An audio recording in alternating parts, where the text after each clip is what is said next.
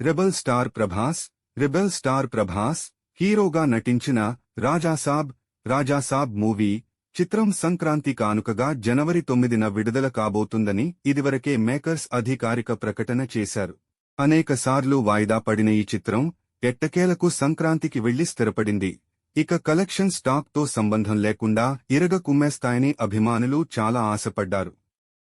అలా ఆశపడిన ఫ్యాన్స్కి ఇప్పుడు లేటెస్ట్ గా ఇండస్ట్రీలో వినిపిస్తున్న ఒక వార్త తీవ్రమైన నిరాశకు గురిచేసేలా ఉంది. అదేమిటంటే రాజాసాబ్ సంక్రాంతి వచ్చే అవకాశాలు చాలా తక్కువట. ఎందుకంటే పోస్ట్ ప్రొడక్షన్ వర్క్ అనుకున్న సమయానికి పూర్తి అయ్యేలా కనిపించడం లేదని అంటున్నారు. గ్రాఫిక్స్ వర్క్ అప్పటిలోపు పూర్తి అవ్వవు అని, పైగా ఓటీటీ డీల్ కూడా ఇంకా ఒక కొలిక్కి రాలేదని, వచ్చే వారంతో ఈ సినిమా అసలు సంక్రాంతికి వస్తుందా లేదా అనే విషయం తెలుస్తుందని అంటున్నారు. ఒక సినిమా అనేకసార్లు వాయిదా పడితే అభిమానుల్లో కూడా అంచనాలు తగ్గిపోతాయి. అందుకు బెస్ట్ ఉదాహరణ పవన్ కళ్యాణ్ నటించిన హరిహర వీరమల్లు చిత్రం. ఆయన ఉప ముఖ్యమంత్రిగా బాధ్యతలు చేపడుతూ మంచి పీక్ క్రేజ్ ని ఎంజాయ్ చేస్తున్న సమయంలో రిలీజ్ అయిన సినిమా ఇది. అయినప్పటికీ కూడా ఓపెనింగ్స్ నుండే బలమైన దెబ్బ పడింది. ఇప్పుడు రాజాసాబ్ లో కూడా అదే జరగనుందా అంటే అవును అని అంటున్నారు ట్రేడ్ విశ్లేషకులు. ఇప్పటికే ఈ సినిమా నుండి ఒక టీజర్, థియేట్రికల్ ట్రైలర్ విడుదలై మంచి రెస్పాన్స్ ని తెచ్చుకున్నాయి. ఇక పాటలు విడుదల అవ్వడం తప్ప ఏదీ మిగల్లేదు. ఈ నెలలోనే మొదటి లిరికల్ వీడియో సాంగ్ విడుదల చేస్తారని అంతా అనుకున్నారు, కానీ చేయలేదు. ఓవరాల్ గా రాజ్ సాబ్ హిట్ అవ్వాలంటే ఖచ్చితంగా బ్లాక్ బస్టర్ టాక్ రావాలి. ఒకవేళ రాకపోతే మాత్రం ఈ చిత్రం మరో హరిహర వీరమల్లు అయ్యే అవకాశాలు ఉన్నాయి. ఒకవేళ రాజాసాబ్ సంక్రాంతికి రాకుంటే ఆ స్థానంలో ఉస్తాద్ భగత్ సింగ్, అఖండ 2 చిత్రాలు విడుదలయ్యే అవకాశాలు ఉన్నాయని అంటున్నారు. ఇందులో ఎంతమాత్రం నిజముందో తెలియాలంటే మరో వారం ఆగాల్సిందే.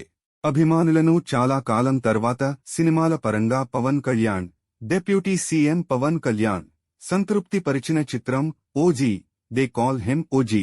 హరిహర వీరమల్లు లాంటి దారుణమైన ఫలితంగా తర్వాత పవన్ కళ్యాణ్ నుండి విడుదలైన ఈ చిత్రం మొదటి రోజు నుండే బాక్స్ ఆఫీస్ వద్ద సునామీని నెలకొల్పింది. తెలుగు రాష్ట్రాల్లో ఆర్ఆర్ఆర్ రికార్డుని బద్దలు కొట్టిన ఈ చిత్రం ఓవర్సీస్ లో కూడా పవన్ రేంజ్ కి తగ్గ వసూళ్లను రాబట్టి సంచలనం సృష్టించింది. ట్రేడ్ విశ్లేషకులు అందిస్తున్న సమాచారం ప్రకారం ఓజీకి కేవలం తెలుగు వెర్షన్ నుండే 300 కోట్ల రూపాయలకు పైగా గ్రాస్ వసూళ్లు వచ్చాయి. అంతేకాకుండా మొదటి రోజు ఓపెనింగ్ ఏకంగా 150 కోట్ల రూపాయలకు పైగా వచ్చాయి. అయితే ఈ రేంజ్ ఓపెనింగ్ వసూళ్లు, ఈ రేంజ్ క్లోజింగ్ కలెక్షన్స్ పవన్ తదుపరి చిత్రం ఉస్తాద్ భగత్ సింగ్ కి వస్తాయా లేదా అని అభిమానుల్లో చిన్నపాటి సందేహం నెలకొంది. ఎందుకంటే ఒకప్పటి పరిస్థితులు వేరు, ఇప్పుడున్న పరిస్థితులు వేరు. ఉస్తాద్ భగత్ సింగ్ చిత్రం ఒక రొటీన్ కమర్షియల్ మాస్ సినిమా. ఒకప్పటిలాగా ఇప్పుడు మాస్ సినిమాలను ఆడియన్స్ అంతగా ఆదరించడం లేదు.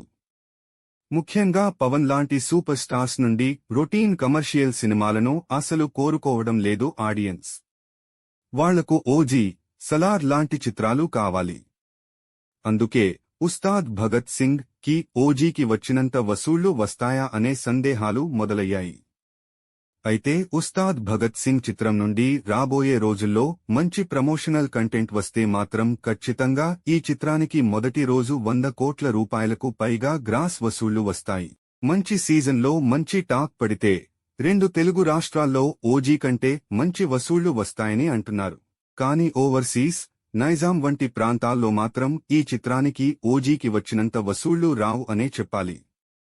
ఎందుకంటే అక్కడి ఆడియన్స్ కమర్షియల్ సినిమాలను చూడడం పూర్తిగా మానేశారు. కేవలం భారీ బడ్జెట్ పాన్ ఇండియన్ సినిమాలను మాత్రమే వాళ్లు చూస్తున్నారు. ఓవరాల్ గా ఓపెనింగ్స్ ఖచ్చితంగా ఓజీ కంటే తక్కువే ఉండొచ్చు, కానీ టాక్ వస్తే మాత్రం తెలుగు రాష్ట్రాల్లో థియేట్రికల్ రన్ దద్దరిల్లిపోతాది అనడంలో ఎలాంటి సందేహం లేదు. ప్రస్తుతం ఈ సినిమాకు సంబంధించిన ప్యాచ్ వర్క్స్ జరుగుతున్నాయి. పవన్ కళ్యాణ్ సన్నివేశాలను పూర్తి చేసి చాలా రోజులైంది. ప్రస్తుతం పవన్ కళ్యాణ్ లేని సన్నివేశాలను చిత్రీకరిస్తున్నారు. ఈ నెల చివరికి ఈ చిత్రం పూర్తి అవ్వనుంది.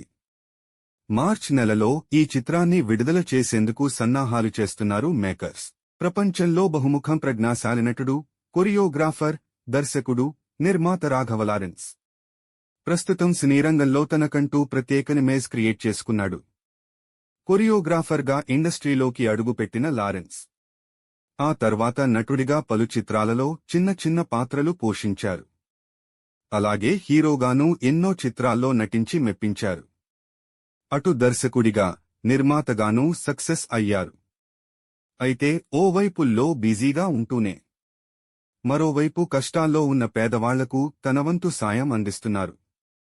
అనాథలకు, వృద్ధులకు, పేదలకు ఆర్థిక సహాయం అందిస్తుంటారు.